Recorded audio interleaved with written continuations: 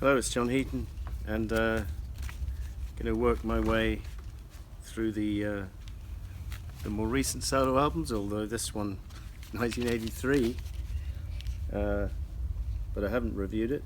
I've reviewed all of Ringo's previous ones, so got this on vinyl. This was only released in Germany, Canada and Brazil, I believe. So I got it on import. HMV, I noticed, had it on import in London. So 83 was George had basically retired by this stage. John was obviously no longer with us. Paul was going through a successful time commercially, but his albums were to get progressively less appealing in this year and the following years. And then Ringo, after this one, would retire himself for 9 years. So, apart from an aborted attempt to record an album in 1987. So, Joe Walsh is on this album, and he's producing, I think. Let me just see. I think he's producing.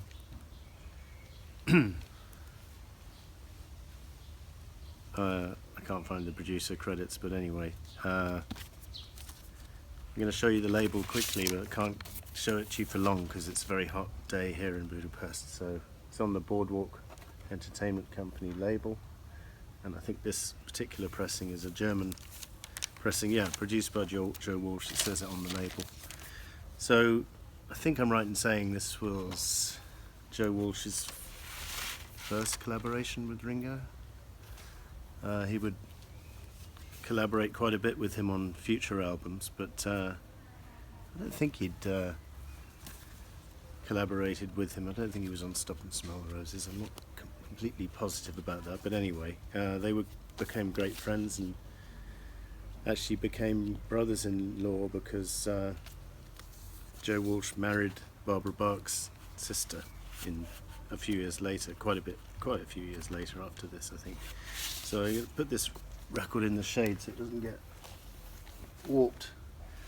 So an old picture of Ringo, taken probably late 50s, I would say, with the teddy boy hairstyle, round about the time when he was about to join or had joined Rory and the Hurricanes, was the drummer, famous band in Liverpool before the Beatles, and they also went to Hamburg. This is him, I presume it's him with his drumsticks on the back.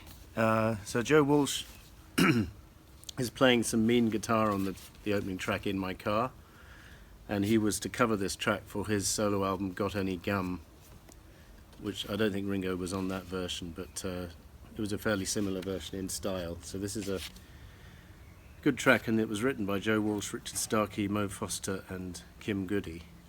And it's a good opener to the album. One of the best tracks on the album. And then Hopeless, written by Joe Walsh and Richard Starkey, is a very nice number and amusing lyrics. The Martians have invaded. It's hopeless. You don't stand a chance. That's a great track. I love it. And again, very good guitar from Joe Walsh. Alibi, another Walsh-Starkey composition, is quite pleasant. Nothing great, but quite nice musicianship. By the way, the musicians on this album, apart from Ringo and Joe Walsh, Chris Stainton, famous keyboard guy who played with Eric Clapton, Mo Foster and Gary Brooker. And then we got various other people who guest on a few tracks later on, which we'll talk about. So Alibi is not a bad track. Be My Baby is back to strong form. It's a very good track written by Joe Walsh, and good vocal, humorous lyrics, formal introductions. Such a waste of time. Let's get down to business. Won't You Be My Baby?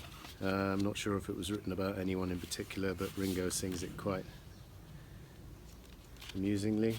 And then She's About a Mover, written by Doug Sam. I think it's a 50s number, and it's a very effective number for Ringo to cover, and one of the best, most successful cuts on the album, and maybe deserved to be a hit single in another era. But in 83, I'm afraid this album didn't chart, and I don't think anything was released as a single. But this song has a rip-roaring guitar solo from Joe, and just all-round great performance. And then side 2 opens with another 50s cover, I Keep Forgetting, written by Lieber and Stoller. And again, a very good choice of cover for Ringo to choose to do. Good drumming, and sings it well, and you know, it's in a good key for him to sing, and it's a successful version in my opinion. So then Picture Show Life is an amusing song with a good intro, and then Ringo comes in on the drums before the second verse, and very catchy tune written by John Reed and John Slate. I'm not sure if I know the original of this song, but again, it's a nice one for Ringo to do. As far as we can go, less successful. This was an outtake from the Bad Boy sessions, and it's kind of covered in strings to try and make it more commercial maybe, but it's not much of a song anyway, I'm afraid. Written by Ross Ballard. Perhaps should have been left in the can. And then the album kind of starts to dip with that track, and then continues in a not very memorable vein for the rest of it. So next up is an instrumental called Everybody's in a Hurry But Me, which is a throwaway if we're honest. Written by Richard Starkey, Joe Walsh, John Entwistle, who guests on bass, Eric Clapton, who guests on guitar, and Chris Stainton. And it's just built around this riff with Ringo in the middle saying everybody's in a hurry but me, and it's not very successful, and it's not even very funny. It's just a bit of a sad song.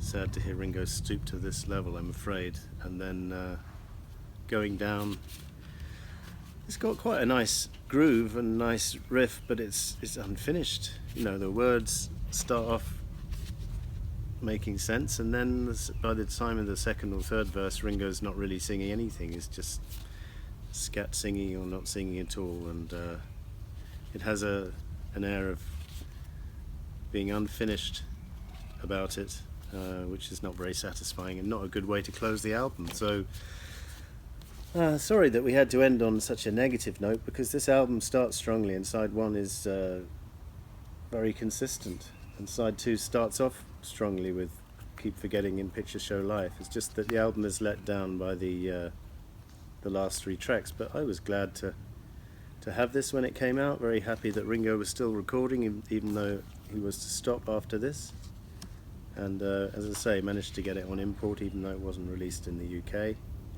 and go back to it occasionally. Joe Walsh is providing some nice production and some nice gritty electric guitar on most of the cuts. So thank you for watching. See you next time.